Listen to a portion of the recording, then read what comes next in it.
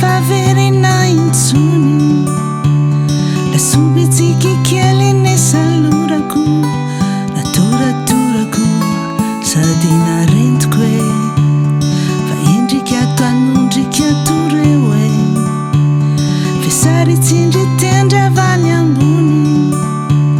no tsinjonao tsy saikio aranga afeny mpeniko e raha tsy hitanao ny zoto sy akingana la fetsika mavitrika sy maika niarantsika omaly ny tsenaina ilay maraina vaovao e raha tsisy intsony reny fa tsy tana niovojoko tsaika tsiretsaika nanjary tary tongotra malaina no hitanao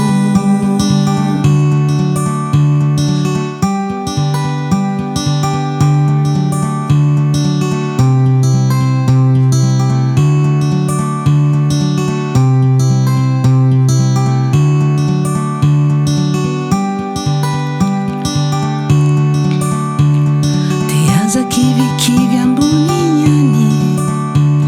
fa mierina mandroso ny fotona fa tsy akory ny fitiavantsika no zary ritra ka mangatsika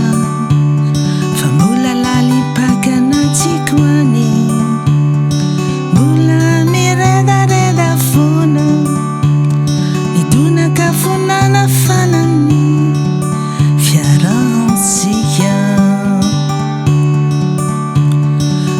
sairana miteny any aho e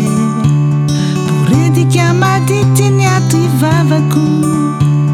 omba isofinera sitrakao omba jereo anatiko aho fa tena falivanja tsotry zao sy ravo velonkira ny fanaikio miurakizay tsizy zato izy refeu ianao ratosahirana mitsikanyao karainko nenzakianjana ny tavako masikilovyanera sitrakao omba jereo